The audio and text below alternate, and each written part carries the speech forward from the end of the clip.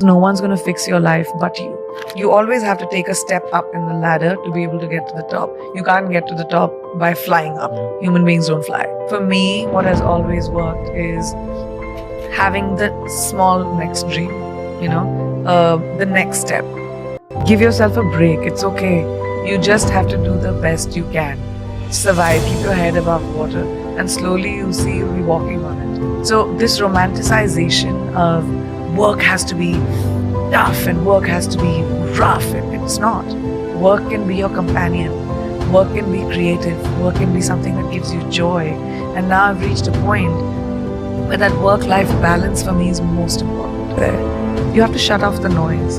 There are many people that will want to pull you down, but don't focus on that. Focus on the one person that believes in you. Focus on the light, a little sliver of light that you might see, a little bit of inspiration that you might see. And that's the hardest thing to do because you're bogged down by baggage. You're bogged down by shackles of people holding you down. So you have to really push forward. And that's just individual. Do you have that inside of you to fight that fight for yourself? Or are you going to wait for somebody else to do it? That's an individual choice. The point is to be able to walk into a room and not be judgy and say, who are you? What are you doing? You're different. You speak a different language. That's not cool.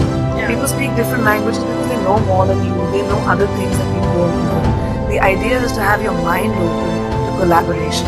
The idea is to have your mind open to what is it that I can imbibe from someone else's knowledge. And I think I'm a student of life. I love different kinds of people and different things. Bold people make history. So if you want to be the lead actor of your movie, which is your life, you've got to take choices that might be contrary to what you've heard. And that empowerment may or may not come from your parents, may or may not come from your family or boyfriend or whoever you're around. It comes from you. And that no one can do. If you don't have that encouragement in your home, try to find it in your gut because no one's going to fix your life but you. One thing I would definitely say is there's no do or die in this world. Nothing is important enough for you to take so much pressure that it defines your life. You have to be like water. Yeah. Learn to be like water, adaptable, fit into any vessel, have a sense of calm, have a sense of patience. But ambition is extremely important. And I don't just say this to girls, I say this to boys and girls. Just everyone who wants to be able to have a purpose in life, have an ambition, have the guts to find your glory. It's extremely important to have guts, to have conviction, to be able to say that, this is what I want and I want to achieve it.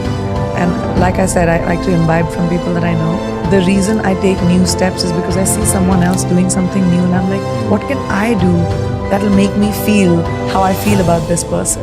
It's about that feeling. It's about imbibing from the people around you. And it could be someone you admire on television. It could be someone in your class. It could be someone that you work with. But when you see something that you admire about someone, imbibe it. And I just love the fact that what you do about your life in the moment right now. Keep the people around you that are your champions.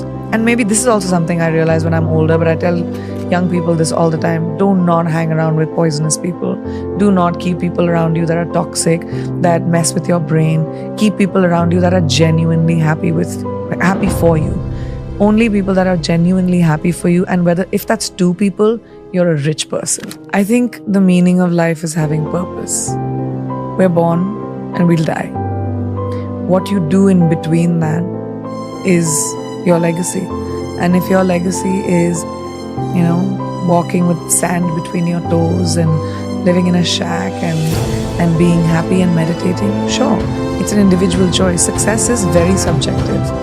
To each person is their own. My success might be completely not attractive to somebody else's success.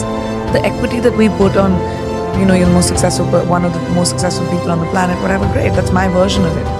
But somebody else's version of it could be completely different. But I really believe that what your purpose in life and what you do between birth and death is what counts. So the pursuit of anything else is just futile. The pursuit should be, what am I doing in my life? What do I want to do in my life? Who do I want to be? Who do I want to touch? What do I want to create? Do I want to create? Or maybe I don't want to create. And all of it is fine, as long as you're at peace with the choices you make. So make choices that make you feel peaceful.